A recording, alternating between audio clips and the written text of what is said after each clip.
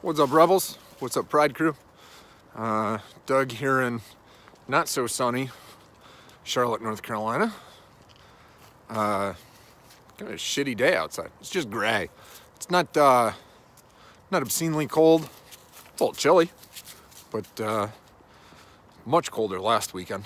But man, no sunshine. A little bit of sunshine earlier today, but not much. Kind of gray out now. Anyways, Sunday walk and talk. Man, you guys want to see this in the background here? We have this massive neighborhood getting built next to us. It's enormous, huge shopping complex with massive apartment buildings and stuff being built behind us, and then they're gonna connect that to our neighborhood, which we're not too happy about. And then I show you that right there. That will be the new, I don't know if it's the North Carolina or whatever, southern headquarters for Corning, as in Corning, New York, as in Corning glass, as in fiber optic cable, which we have running to our house, super fast internet. So thank you, Corning, for that cable. Anyways, Sunday walk and talk. What do we got going on? So this past week, training, I kind of kept training somewhat easy this past week. Not a ton of kettlebell. I only did 2 days of kettlebell training this past week. My injury from the previous week, my gracilis muscle strain, still a little tweaky, not horribly bad. I can squat. I still hit 185 off of cleans off of a box. So I mean, I've been worse, but definitely not 100%. I think what I'm gonna be focusing on next couple of weeks is a little bit more of a,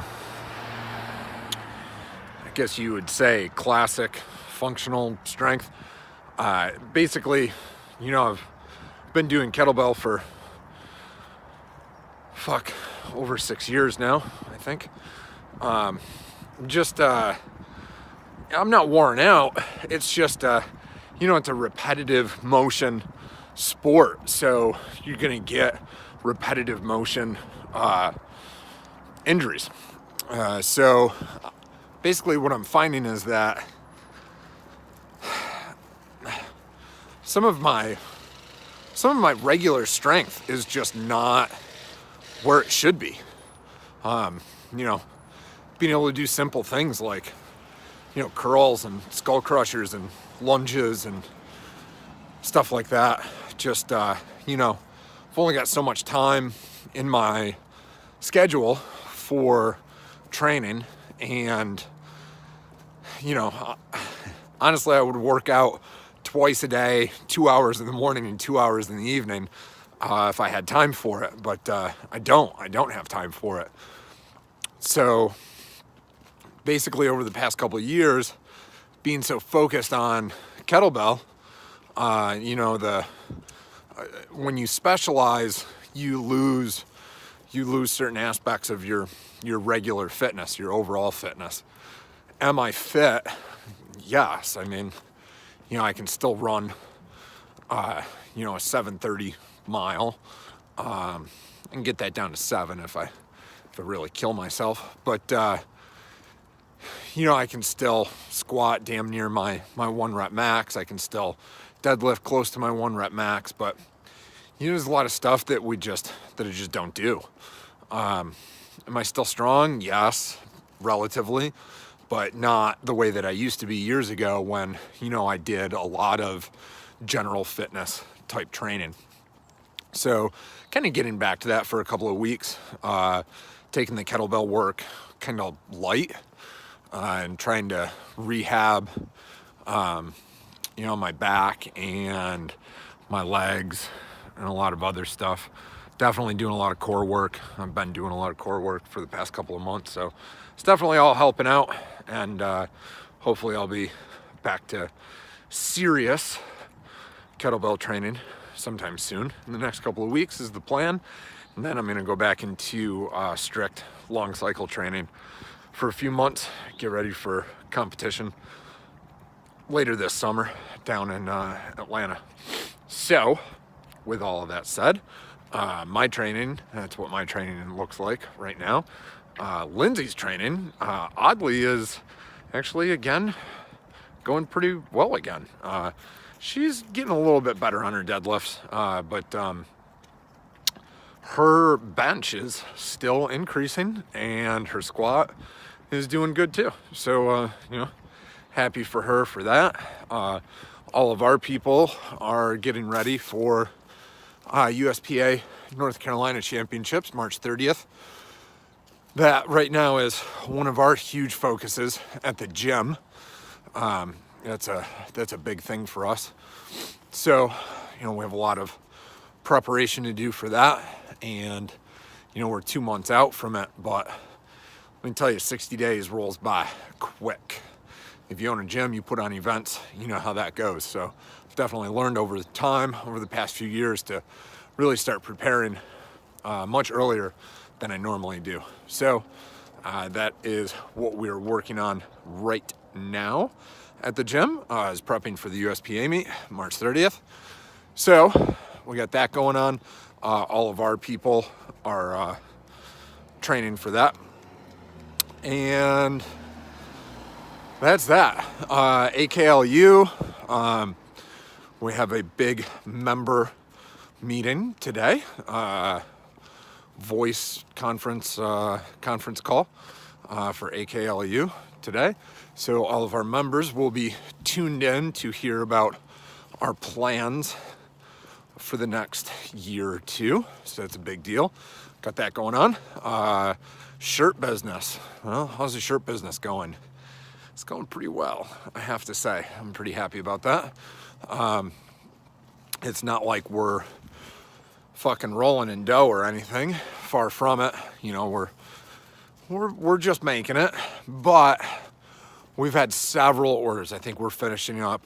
This is our first month where we've printed 8 orders in 1 month. So I have 3 more orders that I have to print over the next 10 days to get those 8 orders done. We got 5 down. I got 3 to go. So it's really good. We're happy about that. I don't know, maybe it's not really fitness related. It's more business related. Maybe I'll shoot some video about the screen printing business. But it doesn't really have a big carryover to the fitness world, even though most of the shirts that we print are for fitness events and weightlifting clubs and stuff like that. Printing a bunch of shirts coming up for the police, so I dealt with that. What else is going on? I guess that's about it, really. Not too exciting for the past week. Our biggest excitement, I really don't want to make a huge talk or a huge deal about it. We caught a guy breaking into Lindsay's car in the back parking lot at the gym, and some shit went down at the gym, and I don't want to get into a huge thing about guns and the right to bear arms and stuff like that, but all I'm going to say is I am very happy that I'm armed and that I can protect my wife and I can protect our property.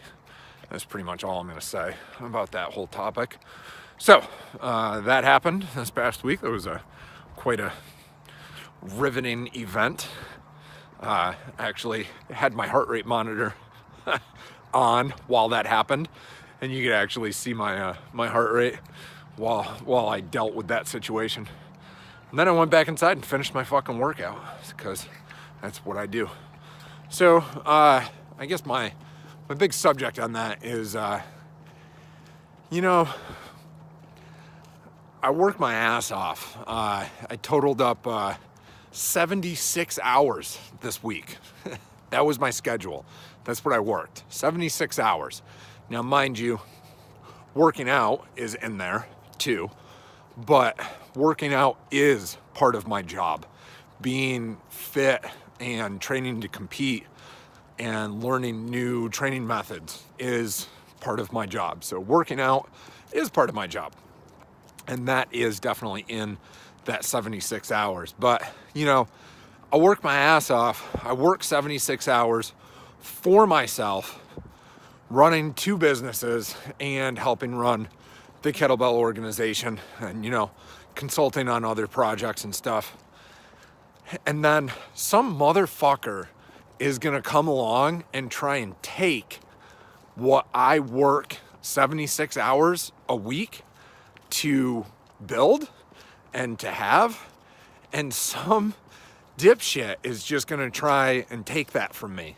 And that's not gonna fucking happen. I'm not gonna let that fly. So, you know, that's your message I got. I don't know what kind of message that is, but you know, I can't stand, and it's getting worse. Like every year, you know, I have to deal with somebody that is trying to steal something from us or, you know, screw us over in some way. And, you know, here I am, I got to deal with, you know, rent and bills and, you know, payroll and taxes, shitloads of taxes. You know, I got to deal with all this stuff. And then on top of that, I have to deal with some asshole trying to come and steal my shit. And, you know, it's just not fucking cool. So I was pretty upset about that.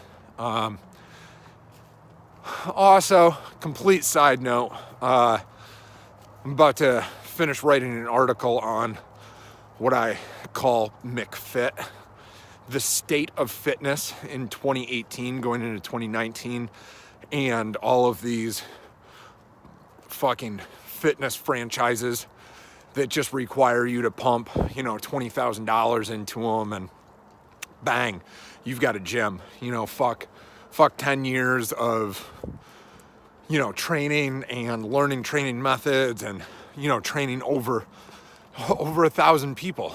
We're closing in on 1,500 people in 10 years. So, you know, these people that, you know, just go out and spend some money and they've got a gym that they can open. They can, you know, tell all their friends that they opened up a gym because they put some money down. It's just bullshit. It's like it's opening up a McDonald's franchise, a Dunkin' Donuts, you know.